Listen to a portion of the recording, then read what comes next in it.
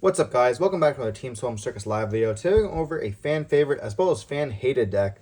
This is Floowandereeze. This deck hasn't really changed much. I know people were asking me to make it.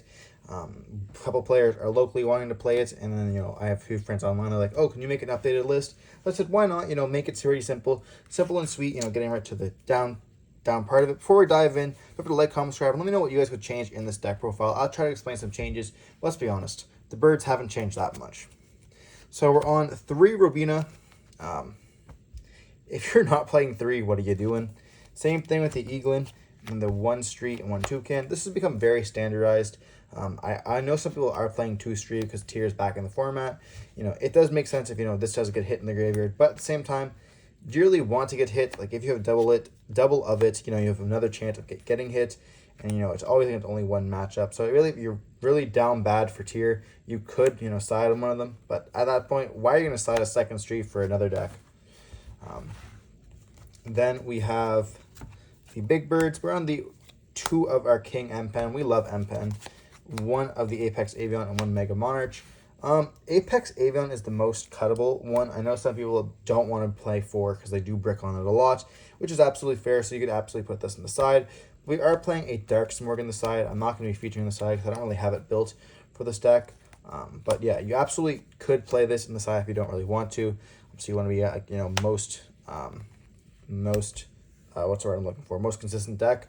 Less chances of bricking. But I think it's absolutely still needed in the main and never really hurts. So absolutely want to have it. 4 is not that bad, especially when you can search them that often. You really want to see one of them in your opening hand because Eaglin a lot of the time does get stopped.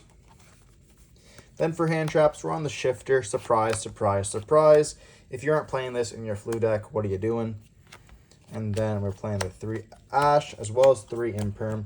This is probably very standard. Imperm lets you not play into TTT. Ash is a super generic, and then Shifter is Shifter. You can play a Shifter deck, so why not play a Shifter deck?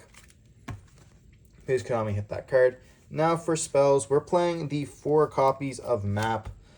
This has not changed. You could cut down the 3rd copy if you don't want to play terraforming, but at that point, consistency is key here. Map's absolutely crazy. Helping you play through Ash, just absolutely nuts.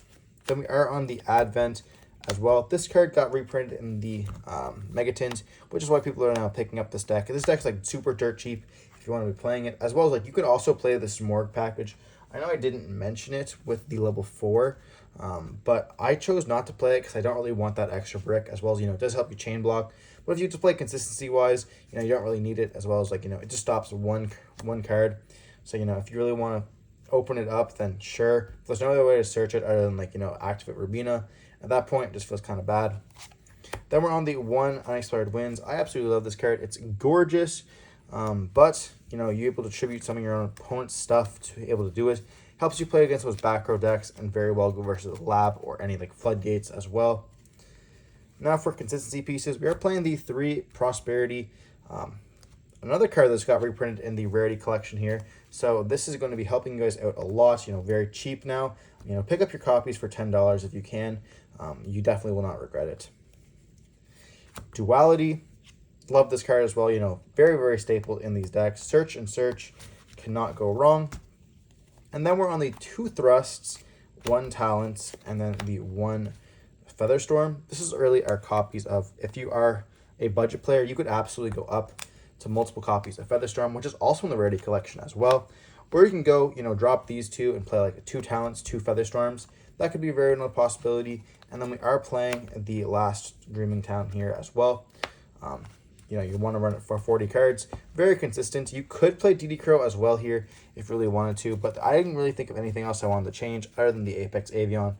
Could come out of the deck if you guys really wanted to. Now for the extra deck, I'm not going to be showing you guys a 15 card extra deck because there's really no point. So I'm just going to be showing you guys the important cards in it, which is just this to go into a Zeus and then Anima so you can suck up your opponent's stuff. You have level 1 birds, so that's really all that you care about. Other than that, there's not really much you can go for. You could play for a copy of Phoenix and stuff like that, but it's just not that good really in this format, and you don't go into it very often. It's really what you want to banish off of Prosperity. Other options is you could play a copy of Ghost, the whatever her name is, Cherries, that ends up hand ripping your opponent. But other than that, your really side deck's really up to you guys, as well as your extra deck is up to you guys, because you really don't really want to play anything that is quite good. You could play like multiple copies of Zeus, multiple copies of Anima, and multiple copies of Assembled Nightingale. Other than that, you're not really going to be going into the extra deck that often. And then for your side deck, we talked about the Dark Simorgh, and that's pretty much it. There is also the Simorgh Bird of Perfection that you guys can play. But other than that, the deck is very cookie cutter for you guys. I'm going to be trying to play it at locals very soon, so you guys will be seeing that. The deck is very simple if you guys want to be playing a deck that's very cheap and simple to play. And you can understand really what's going on in the meta when you play a deck that's so simple like this. So definitely pick it up if you guys are thinking about playing a deck like this.